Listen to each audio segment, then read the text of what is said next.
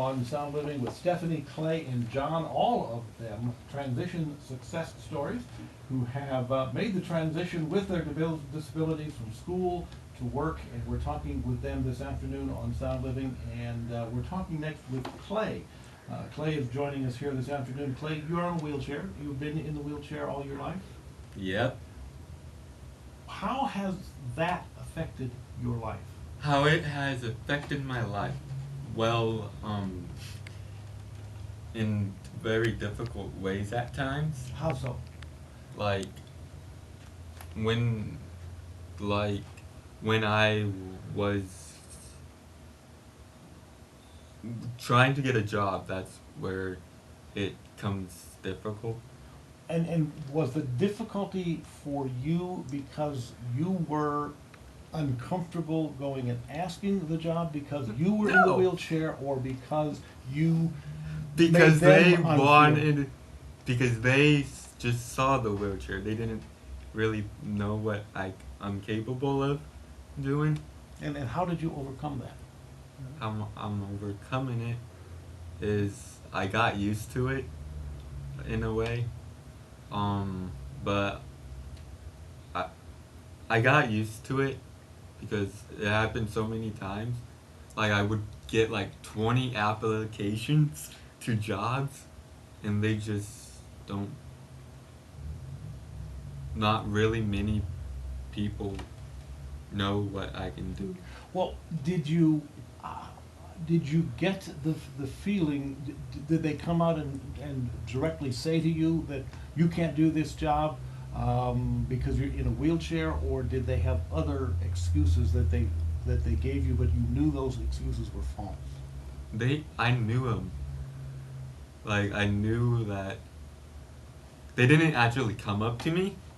They, instead that, they pretty much, I can just tell by their facial expressions, because you can tell when people are like that sometimes by just their face. What was it like in school for you? What was it like at Snohomish High School? Yeah. Was it was I liked it. It was the funnest times of my teenage life. Yeah. Well, pretty much. What about But your relationship with the able-bodied students? the able body, that's a different story. Well, tell me that different story.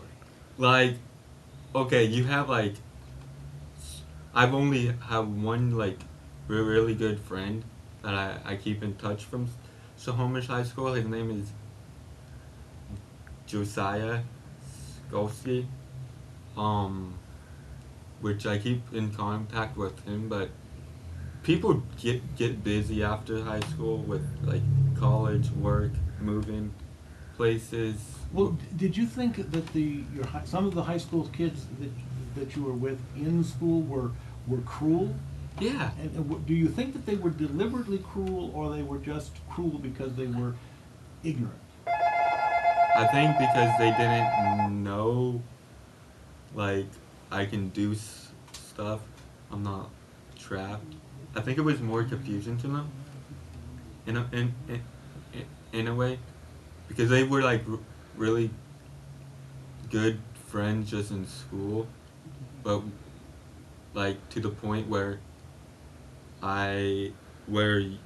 you try to hang out with them, but they don't after school.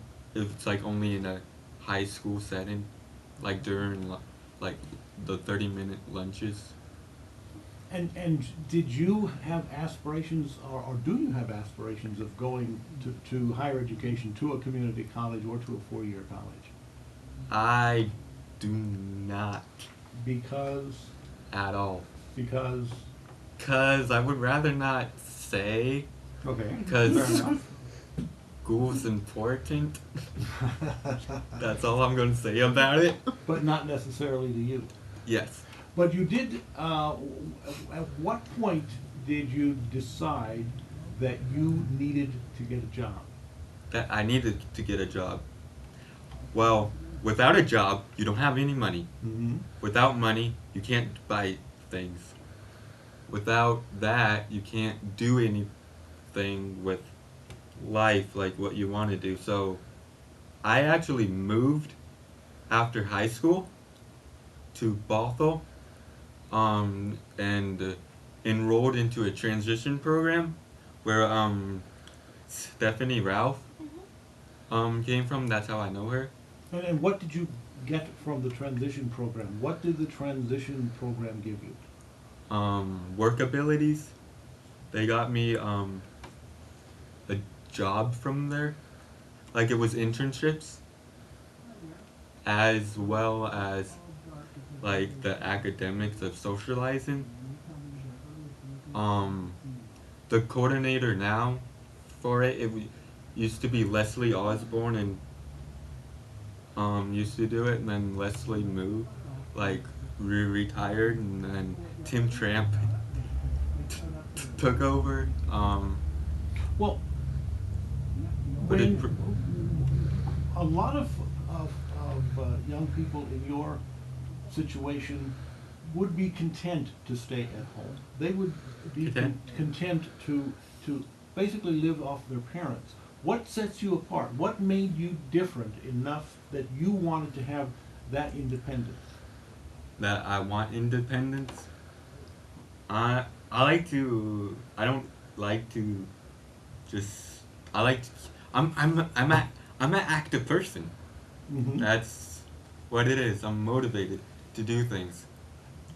But why do you think that motivation, does that motivation come from your parents, or is that motivation internal?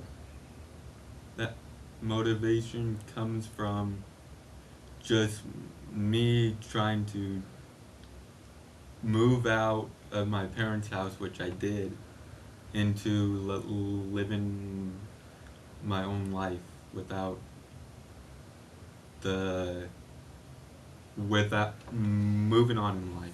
And do you feel that you two are something of an example as a mentor? Do you feel that what you have accomplished demonstrates that others in a similar situation as yours can also do it? What I have accomplished would put out what other people could do. Yeah. Do you think that you're a role model? In a way, but I'm also lazy. But I don't think so. I think you're working at two jobs and you're looking for a third, I think, isn't it? yeah, I love music. I do recording. I'm actually I write music. I try to produce, write, rap. I'm a rapper kind of person. So shout out to DJ Nandino, which is Sunday the Boombox. He appreciates that. He Yeah. appreciates it. Well, tell me about getting that first job. My first job actually was and is still. I've been working for a year. I'm tired of it because it's all it is sampling. At the mall in Alderwood. It's Auntie Anne's Mhm. where they make pretzels. Well, tell me about the process of getting that job. The process was going and just volunteering what from this time to that time, which it was like 2 hours a day. And was that volunteering your idea, that to demonstrate to the boss that you could do the job? Yes, because I knew that if I worked hard enough, I could have money and have a job. And you also have a second job as well. Yes, at a wine shop. What do you do there? What I do there is put bottles, like I take the bottles out and like labeling them, and I do a bunch of other things. That I got from Sunrise is an organization that helps kids out of high school pass the transition program, And then was get that, jobs. was that a job that required the whole process of filling out the job application, going to the job and, That job one I site? did that as an internship too. Okay. For 3 days, once a week.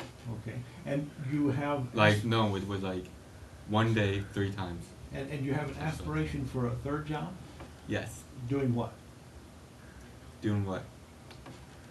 Doing anything that can make money. Pretty much. Fair enough, fair Okay. enough. Clay, thanks for joining me and talking with me this afternoon. You're welcome, have a. John's going to rejoin us here. John, you have written a book, is that correct? That is correct. Do you find, for the most part, that it's easy to get around, get into buildings, get into restaurants? Are there still barriers? Yes, there are at times, but most of them are easy. Like, it's like when every place has to have a disability like thing, like handicaps place to park. It's legal. It has to be. Mm-hmm. But what about older buildings, stairs, Older doors buildings. that are too narrow? Do you run across those kinds of problems? I just break down the door. Really. I suspect At that you times. probably do.